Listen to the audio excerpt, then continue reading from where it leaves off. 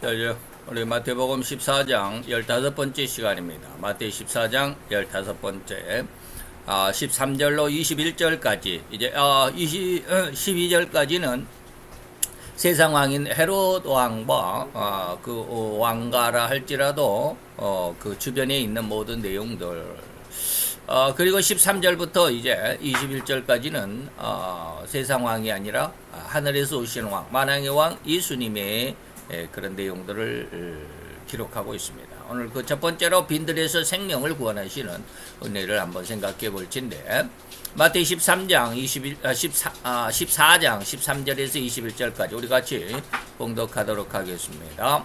예수께서 들으시고 배를 타고 떠나사 따로 빈들에 가시니 무리가 듣고 여러 고을로부터 걸어서 쫓아간지라. 예수께서 나오사 큰 무리를 보시고 불쌍히 여기사 그 중에 있는 병인을 고쳐 주시니라. 저녁이 되매 제자들이 나와 이것은 빈들이요 때도 이미 무리를 마을에 들어가 먹을 것을 뭐가 많이 빠졌네요. 넘어갑시다. 예수께서 가라사대 갈 것 없다 너희가 먹을 것을 주라. 제자들이 가로되 여기 우리에게 있는 것은 떡 5개와 물고기 2마리 뿐이니이다. 가라사대 그것을 내게 가져오라 하시고 무리를 명하여 잔디 위에 앉히시고 떡 5개와 물고기 2마리를 가지사 하늘을 우러러 축사하시고 떡을 떼어 제자들에게 주시매 제자들이 무리에게 주니 다 배불리 먹고 남은 조각을 12바구니에 차게 거두었으며 먹은 사람은 여자와 아이 외에 5,000명이나 되었더라. 아멘. 오늘 이제 드디어 이제 마태 14장에서 예수님에 대한 내용들이 이제 13절로부터 들어 있습니다. 15절이 조금 빠져있죠. 저녁이 되매 제자들이 나와 가로되 이곳은 빈들이요 때도 이미 저물었으니 무리를 보내어 마을에 들어가 먹을 것을 사 먹게 하소서라고 이렇게 했는데 몇 단어가 빠져 있습니다. 14장은 두 개로 크게 나눈다고 그랬죠. 세상왕 헤롯, 그 다음에 만왕의 왕 예수.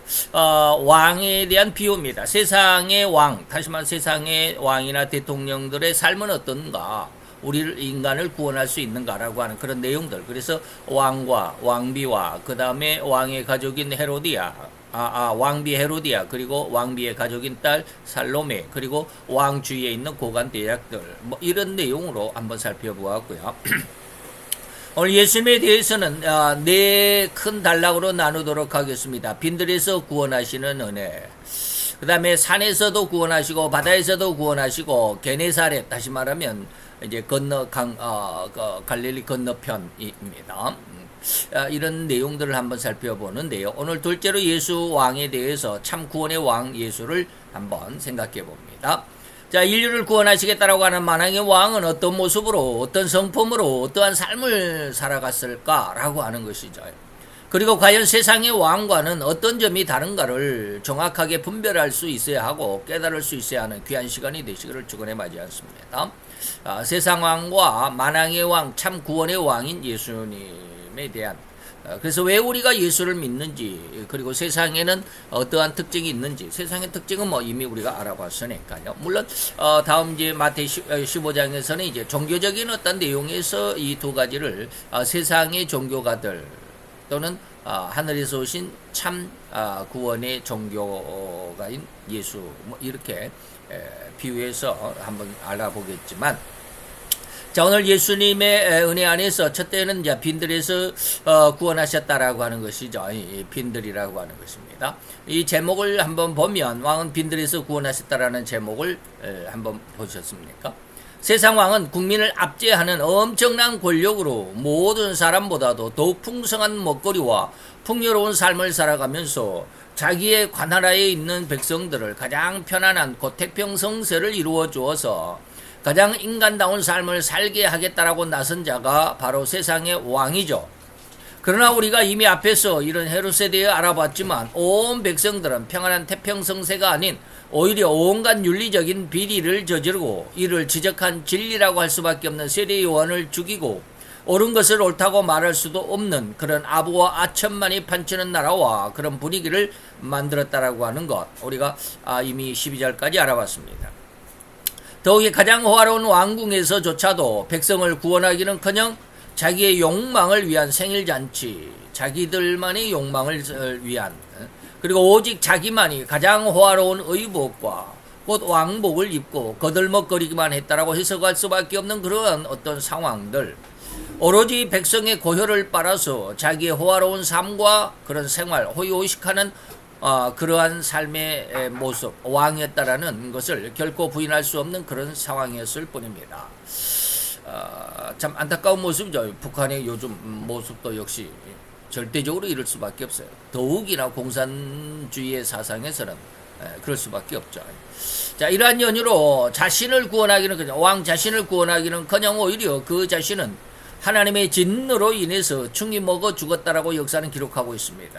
바로 그 12절까지 1절에서 마태 14장 1절에서 12절까지 기록된 헤롯 왕은 나중에 사도행전 12장 23절에 보니까 이 헤롯이 영광을 하나님께로 돌리지 아니하는 고로 주의 사자가 고친이 충이 먹어 죽으니라 라고 했는데, 역사적인 기록에서는 그 창자가 썩어서 그 배설이 되는, 그러니까 오늘날로 보면 아마 대장암이나 그런 암에 의하지 않았을까라고 추정하는데, 옛날에는 이 암이라는 것을 어떻게 의학적으로 판명하지를 못했겠죠.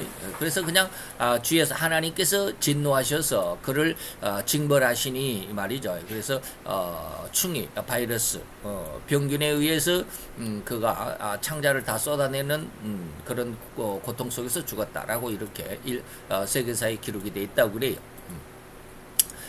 어쨌든지 자신을 구원하기는커녕 이렇게 그 호화로운 그리고 그 엄청난 세상에 제일 가는 왕의 권세를 가지고 살았지만 자기 자신을 구원하기는커녕 오히려 온통 세상을 혼돈시키고 말았다라는 것이죠. 그러나 오늘 만왕의 왕은, 예수님은 이 말이죠, 어떻게 자기를 따라 나온 모든 백성들을 구원하셨는지, 또 어디에서 구원하셨는지를 잘 살펴보아서 진정한 진리와 생명을 찾아갈 수 있는 지름길로 삼으시고, 또한 그렇게 그런 지름길을 얻는, 생명의 길을 얻는 은혜가 있기를 더욱 축원합니다. 그래서 먼저 이제 빈들에서 구원하셨다라는 제목에서 보면, 빈들이란 아무것도 없다라는 의미를 모르는 사람은 없겠죠. 빈들, 아무것도 없는 뜰이다, 이것이죠. 아무것도 없다라는 의미에는 따가운 햇볕을 가려줄 나무 그늘조차 없다라는 그런 의미입니다. 나무 한 폭이 없이, 그냥 황량한. 요즘 날씨 얼마나 덥습니까? 그런데 우산 하나 없다 그러면 참으로 엄청나게 무덥죠.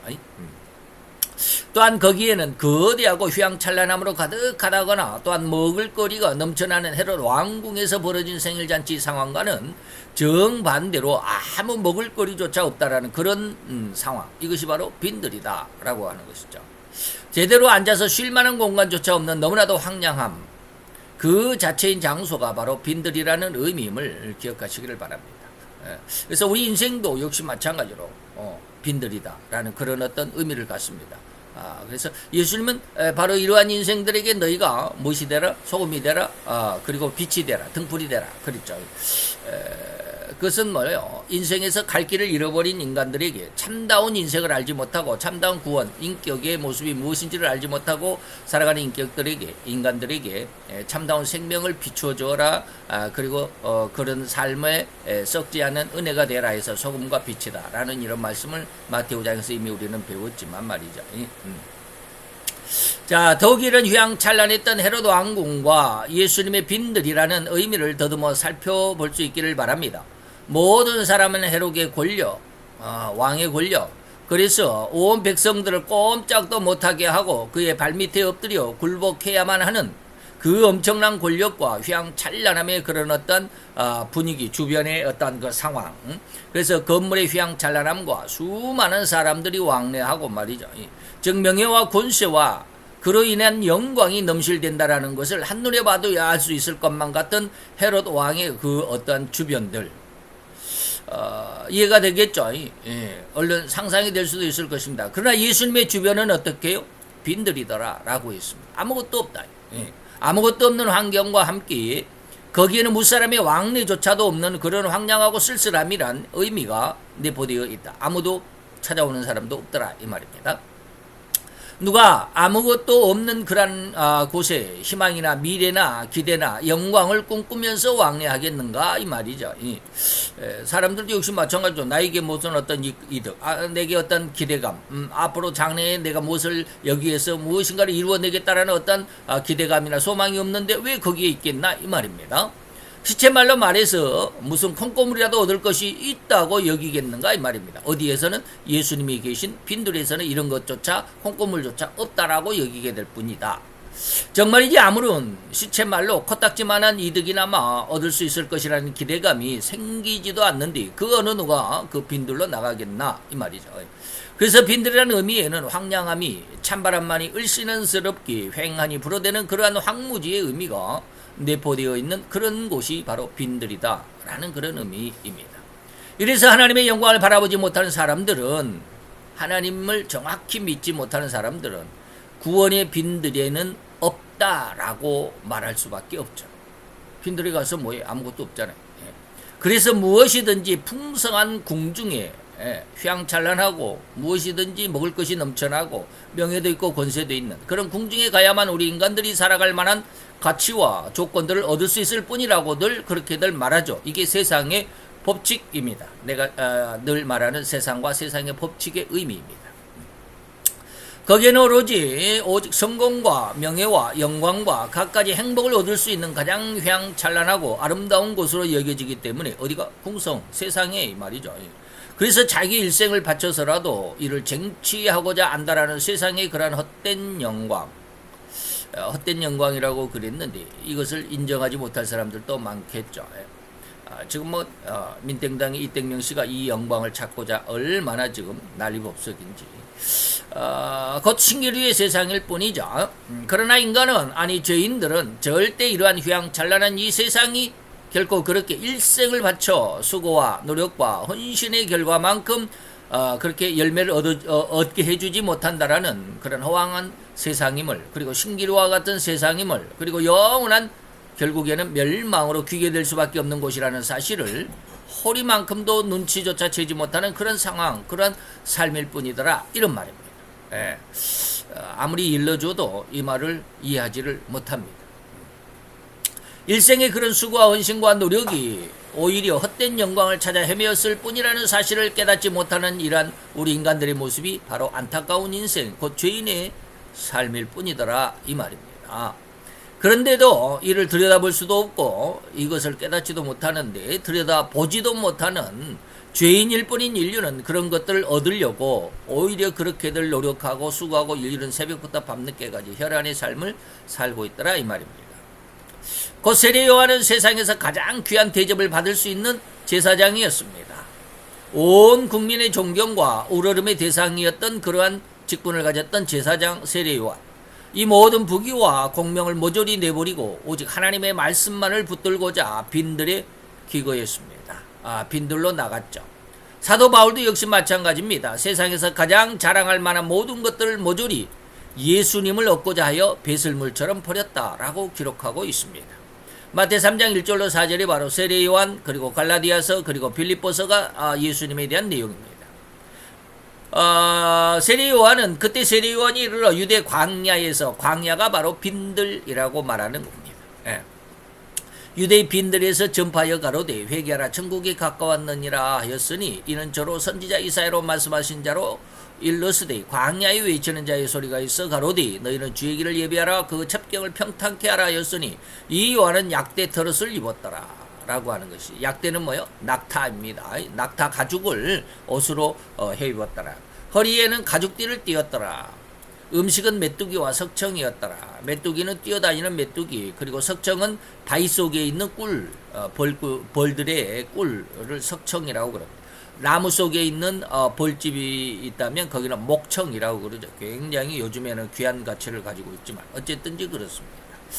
다시 말하면 제사장의 직분을 가지고 있어서 온 이스라엘이 11조를 먹고 마시고 그리고 가장 아름다운 에봇으로 제사장의 직분을 수행할 수 있었던 가장 아름다운 옷을 입었을 수 있는 제사장이었지만 그는 약대는 뭡니까?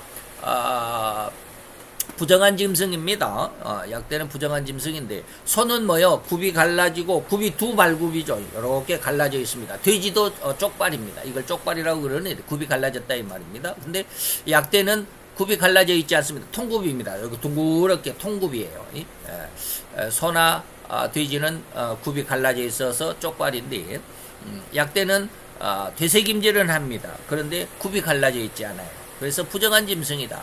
그래서 부정한 짐승은 유대인들에게는 먹을 음식이 못 됩니다.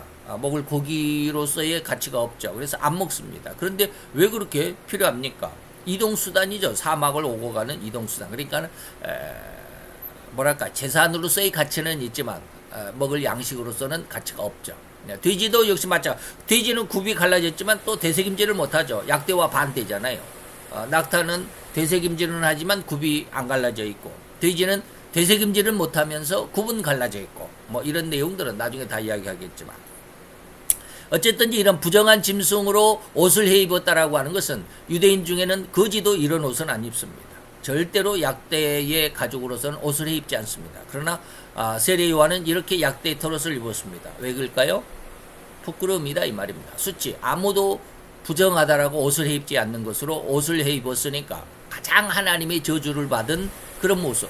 이스라엘 너희들이 회개하지 않으면 이런 하나님의 저주를 받은 이런 가장 부끄러운 수치의 삶을 살 거라는 의미가 이 속에 들어 있습니다. 허리에는 가죽띠, 제사장들이 허리에는 금띠로 제사장 에봇을 두르고 있습니다. 우리는 지금 가죽띠이지만, 그리고 음식은 이스라엘의 11조, 온 이스라엘의 11조를 먹고 사는 제사장의 직분이었지만 메뚜기를 잡으러 다니면 얼마나 힘들겠습니까? 오늘날처럼 아마 이렇게 메뚜기 그 잠자리채가 있었는지 모르겠지만 아마 없었겠죠. 그럼 메뚜기 한 마리 잡으려고 얼마나 힘들었겠습니까? 손으로 잡으려면 아마 하루 종일 뛰어다녀도 하루 먹을 양식, 한 끼 먹을 양식 잡을 수 있을는지 모르겠어요. 그 다음에 석청, 어디가 뭐 돌을 뽀갠다 그래서 아무데나 다 꿀이 있는 건 아니잖아요. 굉장히 힘든 먹거리다 이 말입니다. 그렇게 이런 모습이 세례 요한입니다. 왜 세례 요한은 이러한 힘든 삶을 살았을까? 누구였는데 제사장이었는데 아주 편안하게 먹고 살 수 있었던, 먹고 살고 모든 이스라엘 백성들에게 존경을 받을 수 있었던 그러한 직분이었는데 왜 이렇게 힘든 삶을 살게 제사장의 직분을 내버리고 이런 직분을 살았을까? 하나님의 말씀만이 이 말입니다. 세상의 모든 것이 나중에 뭐 계속해서 저에게 말씀을 들은 사람들은 이야기했지만 제사장들은 돈을 좋아하는, 바리새인들은 돈을 좋아하는 자다라고 이렇게 예수님은 그러셨지만 제사장들 역시 마찬가지입니다. 흉악한 이런 모습들이 있었기 때문에 세례 요한이 바로 제사장 직분을 내버리고 선지자의 이런 힘든 삶을 살았다. 오직 하나님의 말씀을 믿고 나갔다. 이런 뜻이죠.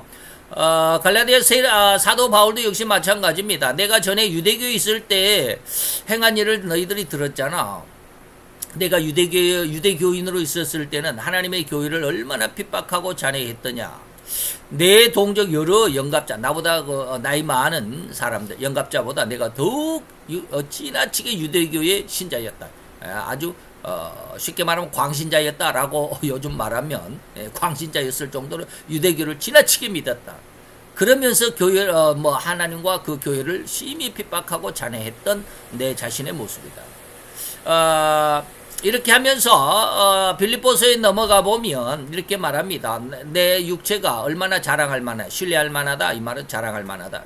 만일 누구든지 다른 이가 육체를, 다시 말하면 육신적인 어떤 모든 것들을 가지고 내가 얼마나 좋은 옷을 입고 얼마나 좋은 집에 살고 얼마나 좋은 자동차를 이런 것들, 이것이 바로 육체가 신뢰할 만한 이런 뜻입니다. 자랑할 만한 것이 생각하면 나는 너희들보다 더욱 그 엄청난 육체적인 어떤 많은 조건들이 있어 이 말입니다. 그것을 이렇게 이야기합니다. 7가지입니다. 8일 만에 할례를 받았더라. 이스라엘 족속이고 베냐민 지파요. 그 다음에 히브리인 중에 히브리인이고, 그 다음에 율법으로는 바리새인이고, 열심으로는 교회를 핍박하고 율법에 그런 흠이 없는 자로다 라고 말하는 것입니다. 7가지 세었습니까? 한번 세보세요. 7가지입니다. 그 다음에 그러나 이 모든 7가지에 엄청난 유익했던, 다시 말하면 내가 오늘 우리나라로 말하면 내가 서울대 출신이야 이런 것입니다.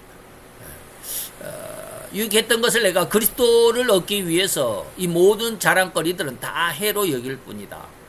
그래서 모든 것을 해로 여기면 내가 내 주 예수 그리스도 예수를 아는 것, 예수를 알고 예수를 믿는 것이 가장 고상함을 인하며 가장 최고의 삶인 것을 내가 그것을 깨달았기 때문에 내가 그를 위해서, 예수를 위해서 내가 지금까지 말했던 7가지의 이 모든 은혜들을 잃어버리고 다 잊어버려도 괜찮고 똥으로 여겨서 다 내버린다라고 하는 것이죠. 그러나 인간들은 물론 그 안에 신자라고 자부하는 부류 중에서도 부인할 수 없을 만큼 많은 수의 신자, 오늘날 우리나라에만 1000만이 넘는다라고 하지만 1000만 중에서 과연 진정한 이러한 세례 요한이나 사도 바울과 같은 이러한 심정으로 예수를 믿는 사람이 과연 몇이나 있을까 이 말입니다. 그래서 더 많은 사람들은 오로지 부귀와 공명이 인간의 구원이 있다라고 생각하고 왕래할 뿐이더라 이 말입니다. 다시 말하면 쉽게 말하면 오늘날 작은 교회는 안 가려고 그러잖아요. 큰 교회에 가야 거기에 그냥 구원이 있고 하나님의 축복이 있을 것만 같고 말이죠. 그런 교회에 가서 믿음을 가져야 내게 무엇인가 좀 공고물이 떨어질 것만 같고 이런 생각이 들어 이 말입니다. 세상에 부귀와 공명과 권세에 인간의 구원이 있고 내 삶에 무엇인가 좀 즐거움이 있을 것 같죠. 그래서 작은 교회는 안 가려고. 자, 그러나 진정으로 구원의 주인 예수는 빈들에서 아무것도 없는 세상에 인간들이 신자를 할지라도 이러한 사상, 이러한 믿음을 가지고 있는데 예수는 그런 것이 없더라 이 말입니다. 빈들에서 인간들이 볼 때 도저히 불가능하다라는 곳에서 아무런 소망도 없는 그런 곳에서 예수님은 인간들을 구원하셨다 이 말입니다. 이것은 대조적인데 헤롯은 왕궁에서 그리고 모든 게 풍성한 곳인데도 불구하고 자기의 백성은커녕 자기 자신도 구원하지 못했습니다. 그러나 예수님은 아무것도 없는 그 빈들에서 자기뿐만 아니라 인간 모든 사람들을 구원하셨다 이 말입니다.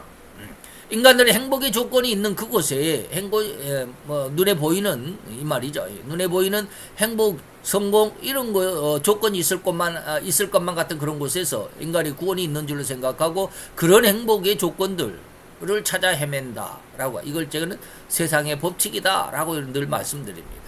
그래서 헤롯이라고 하는 왕도 최고의 행복과 부귀와 영광을 누리고 있으면서도 자기의 목숨 하나 구원하지 못했다라는 것을 볼 때 그보다도 못한 일반 백성들을 우리의 구원을 어디서 얻을 것인가 한번 잘 생각해 볼 수 있어야만 합니다. 최고의 권세, 명예와 권세를 얻으면 정말로 내가 모든 것을 참 가장 인간다운, 가장 행복한, 가장 성공적인 삶을 살 수 있다라고 해가지고 왕이 된, 대통령이 된 사람들 지금 난리법석들입니다. 곧 죄로 인해서 영원한 생명과 영원한 삶인 안식을 잃어버린 인간의 눈, 곧 마귀의 유혹처럼 그 눈이 밝아져 선악을 알게 된 눈은 절대로 악으로만 치달아가는 이 알게 된 너의 눈이 밝아졌다라고 할 때 이 열매, 선악의 열매를 먹으면 너희 눈이 밝아진다라고 했을 때 그 알게 된 밝은 눈은 뭐요? 악으로만 치달아가는 인생, 악만을 찾아가는 인생. 악이 무엇인 줄을 알고 그 악을 찾아가는. 그래서 자기의 악은 숨겨놓고 꽁꽁 감춰놓고 묻어놓는다 할지라도 더욱 그 흉악을 찾아가는 이러한 모습들이 인간의 인생들입니다. 그래서 그 말이 이제 뱀이 그 에덴 동산에서 하와를 찾아가서 너희가 그것을 먹는 날에는 너희 눈이 밝아서 하나님과 같이 된다. 무엇을 아는데? 악으로 치달아가는데 이 말이죠. 더 없죠. 더 이상 없어요. 그 악을 행하는 오늘날 이택명 씨의 모습을 보면 참 기가 막히죠. 그렇게 많은 죄악 가운데 의혹이 있음에도 불구하고 나는 아니다. 절대 아니다라고 그러잖아요. 그 주변에서 6명이 죽어나갔는데도 꼼짝도 않죠. 자, 그러한 죄의 눈으로는 절대로 하나님이 무상으로 공짜로 나눠주셨던 그 영원한 생명도 영원한 삶인 안식도 결코 눈치조차 칠지도 못하고 볼 수도 없어요.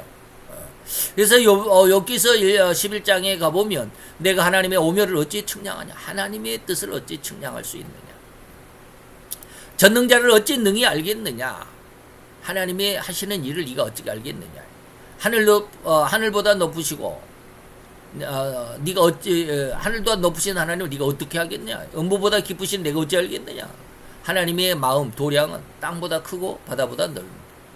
도대체 하나님의 뜻을 어찌 알겠느냐 이런 뜻이죠.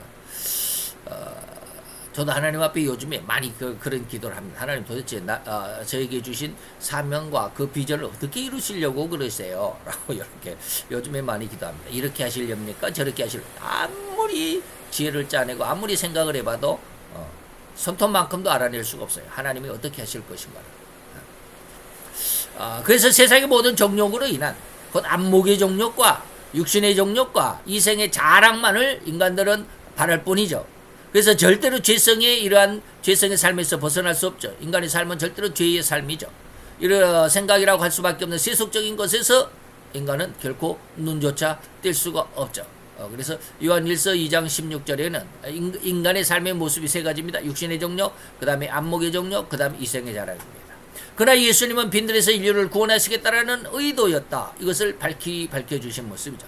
빈들에서는 아무것도 없는 황량함, 그 자체는 황무지나 다름없는 곳이라 했습니다. 그런데 아무것도 없고 아무 소망도 아무 기대할 것도 없었던 그 빈들, 전혀 죽음만 있을 뿐이라고 여겨지고 그렇게 보였던 바로 그곳에서 여자와 아이를 뺀 남자 장정들만 5,000명. 그러면 여자와 아이까지 하면 3배 정도 되죠. 그 다음에 노인들, 여기 노인들이 안 들어있잖아요. 노인들 이렇게 하면 한 3배, 그러니까 15,000명에서 한 2만 명 정도 되겠죠. 이러한 5,000명이 장정들만 5,000명이 충분히 먹고도 12바구니가 남을 정도로 구원이 이루어졌다라는 그런 의미입니다. 근데 인간들은 이게 안 보이잖아요. 절대 안 보입니다. 이게 영적인 의미이기 때문에, 다시 말하면 예수를 믿으면 구원이라는 게 영적인 것이기 때문에 눈에 안 보이잖아요. 우리가 당장에 그냥 지금 대통령 만나러 간다 그러면 난리법석이겠죠.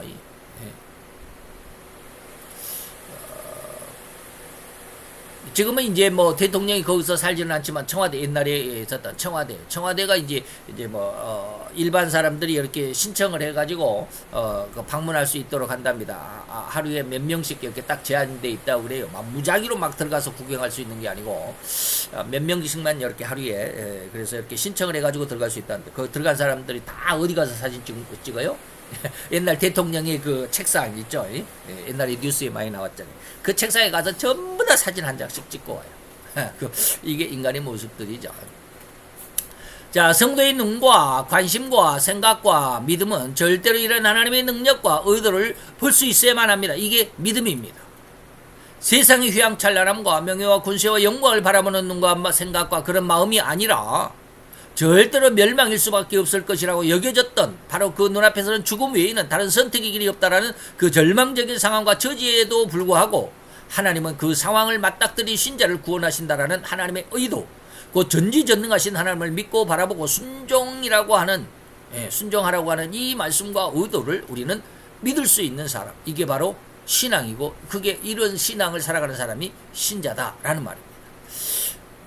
즉 하나님은 앞은 절대로 절망밖에 없던 그런 홍해, 뒤에는 애굽 바로의 군대에서 이스라엘을 구원하셨다. 이거 너무나 아시죠? 홍해를 아니죠.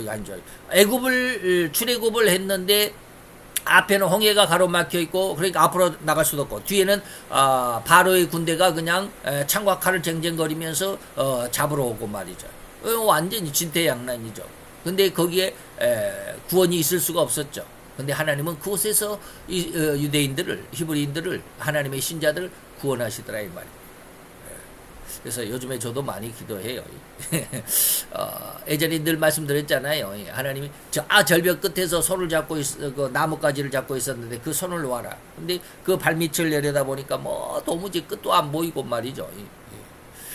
그래서 그 손을 놓으면 바로 그냥 그 높은 곳에서 떨어져 가지고 산산이 부서져 가지고 가루가 될 것만 같은 그런 느낌이에요. 환상 중에서 그랬어요. 그래서 손을 놓을 수가 없었어요. 그래서 요즘에 그걸 손을 놓는 것이 무엇인가를 하나님이 많이 말씀하십니다. 근데 안 돼요. 그래서 하나님이 이 손을 어떻게, 하나님만이 손을 놓게 하시잖아요. 하나님 이 손을 놓을 수 있도록 해주세요 라고 그러는데 어떻게 하실는지는 모르겠어요. 그래서 너희는 두려워 말고 가만히 서서 여호와께서 오늘날 너희를 위하여 행하시는 무엇을 보라? 구원을 보아라. 그 다음에 대하, 역대하 20장에서도 이 전쟁에서 항호를 이루고 서서 너희와 함께한 여호와가 너희의 구원하는 것을 지켜볼 수 있도록 해라. 라고 하는 것이죠. 제가 역대하를 다시 한번 찾아볼 걸 그랬네요. 무슨 전쟁인지 모르겠네요. 아말렉과의 전쟁인지 모르겠어요. 하나님은 절대로 여리고성, 성내의 안악 자손과 비교하면 메뚜기 같았을 뿐인 이스라엘의 그 나약함, 안악 자손은 이 거대한, 쉽게 말하면 서장훈이 같은 이런 아주 그냥 거구들만 살아갔던 곳이 여리고 당시의 여리고성, 여리고 나라였을 것입니다. 그런 어떤 상황 속에서 우리가 서장훈이 앞에 딱 서면 우리가 그냥 아주 작아 보이는 것처럼 말이죠. 이스라엘 백성들이 그랬을 것이다 이 말입니다. 그런데도 그러한 상황 속에서 하나님은 그 이스라엘 백성들 그 안악 자손에 그리고 여리고성을 정복할 수 있는 그런 은혜를 주셨다. 바로 이것이 민수기서 13장 31절로 33절인데 그 여리고성에서 또 네피림의 후손, 이 엄청난 거인들의 후손, 안악 자손 대장부들을 우리가 보았느니 우리가 그들을 보기에 우리 스스로 그들과 우리를 비교해 보아도 우리는 메뚜기 같다. 새끼손가락만 하더라 이 말입니다. 그래서 민수기 이제 13장에서 그러한 이야기가 있으니까 14장으로 넘어와서 그 말을 들은 온 회중이 소리를 높여 부르짖으며 밤새도록 백성이 곡하였더라. 우리가 앞으로 들어가지도 못하고 이 상황 속에서 우리가 어떻게 하겠느냐. 여기도 진퇴양난이죠. 그래서 이제 여호수아를 앞세워서 이제 민수기를 지나서 여호수아 6장에 들어가니까 바로 이제 그 상황 속에서 하나님의 천사가 여호수아를 만나줬고 여호수아는 그 하나님의 천사를 만나고 힘을 얻어서 이제 백성들에게 명령을 합니다. 그래서 백성들은 그냥 소리 지르고 제사장들은 나팔을 불미 백성들이 그 나팔 소리를 듣는 동시에 크게 소리질러 외치니 여리고 성벽이 무너져 내렸더라. 이런 상황들. 여호와 하나님의 전지전능하심과 그의 약속의 말씀은 절대로 변할 수 없는 완전한 말씀이고 약속임을 믿을 수 있는 가장 귀한 믿음을 얻는 우리 성도님들이 되실 수 있기를 강력하게 축원해 드립니다. 그래서 이런 하나님의 약속의 말씀은 마태오 5장 18절에 봅니다. 천지가 없어지기 전에는 이런 약속의 말씀, 하나님의 이 약속의 말씀 율법은 1.1핵이라도 없어지지 않고 다 이루어진다. 하나님의 말씀을 직접적으로 또 우리 삶에서 또 그대로 체험적으로 느껴볼 수 있고 체험할 수 있는 그런 신앙이 되시기를 축원해 드립니다. 기도합시다. 할렐루야. 주님, 오늘도 여호와의 귀한 은혜와 은총을 감사드리나이다. 오늘 다시 한번 우리는 세상을 살아가는 우리들의 삶의 마음, 더욱이는 세상을 바라볼 수 있는 믿음이 어떠한 것인지, 그리고 어떠한 곳에서 우리의 믿음의 결말을 드러낼 것인지를 다시 한번 생각해 보았나이다. 지난 시간까지 세상의 휘황찬란한 명예와 권세 속에서 우리의 성공과 행복을 찾으려고 했던 아버지의 세상왕 헤롯 왕의 그 내용과 오늘 다시 한번 예수 그리스도 우리를 구원하신 하나님, 세상의 그 어떤 아버지의 명예와 권세 속에서라도 흔들리지 않고 그들의 유혹이라도 결코 아버지며 능히 이겨낼 수 있는 귀한 믿음, 황량한 그리고 너무나도 황폐했던 황무지한 그러한 빈들에서조차도 우리 주님이 우리를 구원하시는 하나님의 전능하심과 전지하신 하나님이심을 믿게 하시는 이 귀한 은혜가 우리들의 믿음의 근간이 되고 우리의 철칙인 신앙의 기틀이 되게 하여 주시옵소서. 오늘도 주님의 귀한 은혜와 은총을 감사드리며 예수 그리스도의 이름으로 기도하여 싸움나이다. 아멘.